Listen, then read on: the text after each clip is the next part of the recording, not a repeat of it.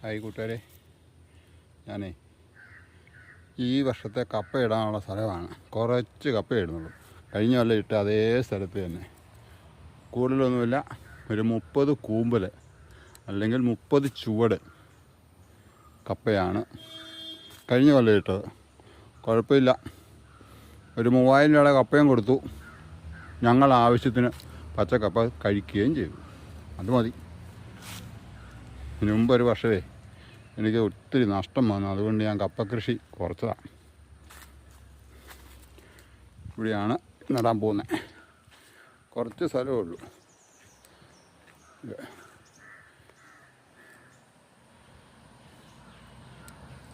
അവിടെയൊക്കെ ഇഞ്ചി, അതിനപ്പുറം പച്ചക്കറി, അതിനപ്പുറം വാഴ, ഇങ്ങനെയൊക്കെയുള്ള കൃഷികളേ ഉള്ളൂ. നമ്മുടെ ആവശ്യം കഴിഞ്ഞ് മിച്ചമുള്ളത് കൊടുക്കുക, കാശ് മേടിക്കുക. ഓക്കേ, ഇതാണ്. ഇത്തവണ മുരിങ്ങക്ക ഇഷ്ടംപോലെ മുരിങ്ങക്ക ഉണ്ടായിരുന്നു. കുറേ പേർക്ക് ഞങ്ങൾ പറിച്ച് കൊടുത്തു, കുറച്ച് കടയിലും കൊടുത്തു. ഇനിയും കുറച്ചുകൂടി ഉണ്ട്. ഇത്തവണ ഇഷ്ടംപോലെ മുരിങ്ങക്ക കായ്ച്ചു. ഇനി അത് വെട്ടിക്കളയും കേട്ടോ, മുരിങ്ങ കാ തീർന്നു കഴിയുമ്പോൾ. കഴിഞ്ഞതിൻ്റെ മുമ്പത്തെ വർഷം കൊണ്ട് ഞാൻ കപ്പ കൃഷി ചകിടിച്ച് പോയി എന്ന് വേണേൽ പറയാം. അത്രയും സങ്കടമുണ്ടായിരുന്നു. ഞങ്ങൾ മെനക്കെട്ടിരുന്ന കപ്പ രാത്രിയിൽ പൊളിച്ചരിഞ്ഞിട്ട് പിറ്റേ ദിവസം വാട്ടി അത് വാർക്കയുടെ മുകളിൽ കയറ്റിയിട്ട് ഉണക്കി. കുറച്ചൊന്നുമല്ല, ഒരു 80 കിലോ ഉണക്കുകപ്പ ഞാൻ തെങ്ങിൻ്റെ ചോട്ടിൽ കൊണ്ടിട്ടു. അതുകൊണ്ടാണ് ഈ ഒരു മൂട് കപ്പ ഞങ്ങൾ നിർത്തിയിരിക്കുവാണ്. തണ്ട് വെട്ടി നിർത്തിയിരിക്കുക. അതിനി ഒരു മാസമൊക്കെ കഴിയുമ്പോൾ ഇതിൻ്റെ കിഴങ്ങുണ്ടല്ലോ, വേഗമല്ലാത്തൊരു പരുവാകും. എന്നിട്ട് നമ്മൾ ഈ അവല് കപ്പ അരിയുന്ന പോലെ അരിഞ്ഞിട്ട് അവനെ വേവിച്ച് തോരൻ പോലെ നല്ല രസമാണത്. അതിനുവേണ്ടി നിർത്തിയിരിക്കുന്നത് കേട്ടോ.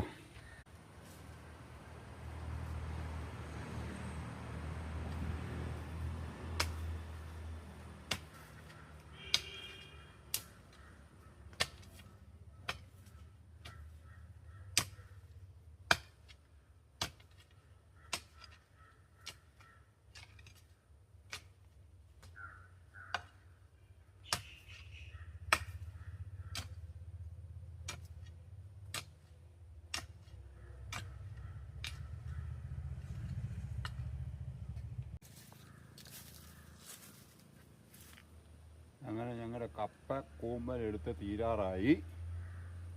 ഈ ഒരു 4 എണ്ണം കൂടെ എടുത്താൽ ഈ വർഷത്തെ കപ്പക്കൂമ്പൽ എടുക്കുക തീരും.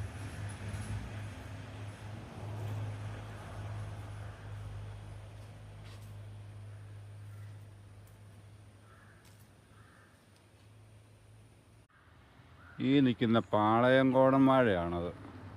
അതേ, കപ്പ നട്ട് കഴിഞ്ഞാൽ കപ്പയുടെ മുകളിലോട്ട് ഇത് വലുതാകും കുറച്ചുകൂടെ കഴിയുമ്പോൾ. ഇപ്പോൾ കിളയും മണിയൊക്കെ ചെന്ന് മഴയൊക്കെ പെയ്തുകൊണ്ട് പെട്ടെന്ന് വളരും. വളർന്നു കഴിഞ്ഞാൽ പിന്നെ വെട്ടിക്കളയാൻ തോന്നുകയില്ല. കാരണം ഇപ്പോഴേ അങ്ങ് വെട്ടിക്കളഞ്ഞേക്കാണ്. ഈ കപ്പ ഇട്ടിരിക്കുന്ന സ്ഥലത്ത് മുഴുവൻ പാളയംകോടൻ വാഴയായിരുന്നു കഴിഞ്ഞ കൊല്ലം വരെ. മുഴുവൻ വെട്ടിക്കളയുകയാണ്. കാരണം ഈ പാളയംകോടൻ വാഴക്കൊല ആർക്കും വേണ്ടാത്ത ഒരു കാലമാണ് ഇപ്പം. അതുകൊണ്ട് അങ്ങനെല്ലാം കളഞ്ഞു. അത് ആ നിൽക്കുന്നതിൽ ഒരെണ്ണം അത് കേടാന്ന് തോന്നുന്നു. അത് കാണാം, അത് കൂമ്പടുത്ത് നിൽക്കുന്നു. അതും കളയാൻ പോവുക. കപ്പയ്ക്ക് എരമ്പ് പോട്ടെ.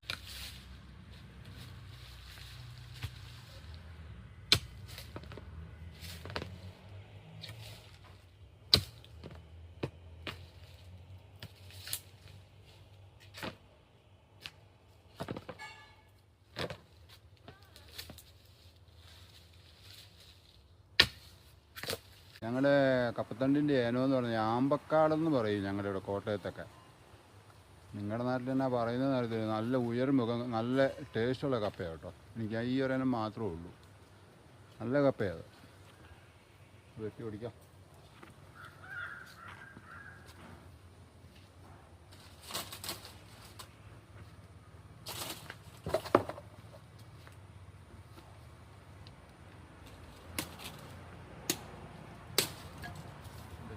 അങ്ങ് കളഞ്ഞേക്കാം. ഇനി ഒരു 4-5 മുട്ട നമ്മുടെ ഏക്ക പോലെയൊക്കെ ഓരോ നിങ്ങളൊന്നും കണക്കാക്കി വെച്ച് പോകും.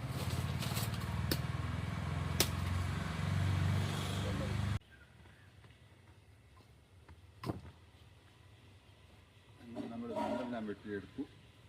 ഇനി ഇവനെ നമുക്ക് നടാം.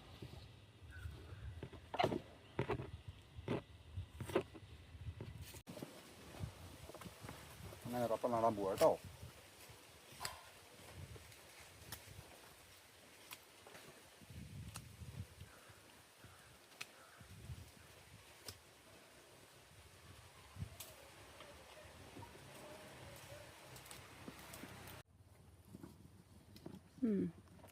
കപ്പയിടിയിൽ അതിൻ്റെ പരിസമാപ്തിയിലോട്ട് എത്തിയിരിക്കുകയാണ്. ഇത് കൊള്ളി, കപ്പക്കൊള്ളി. ഞാനിപ്പോഴാണ് ഇനി വന്നത്. ഞാൻ അപ്പുറത്തെ വേറൊരു പണിയായിരുന്നു. ഇഞ്ചി പൊളിച്ച് ചുക്കാക്കുന്ന ഒരു പ്രോസസ്സിൽ ഏർപ്പെട്ടിരിക്കുമായിരുന്നു. അത് അടുത്ത വീഡിയോ.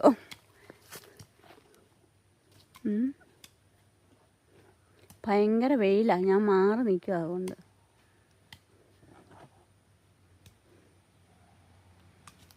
വെയിലത്തൊക്കെ പണിയെടുക്കുന്ന ഒരു ഒരെണ്ണം മിച്ചം സാധാരണ ഒരെണ്ണം വരും. ഞങ്ങളത് ഏതെങ്കിലും ഒരു കൂമ്പിളെ 2 എണ്ണം കുത്തും. അത് ഞാൻ ഇവിടെ കുത്തും. കൊള്ളി നാട്ടാ.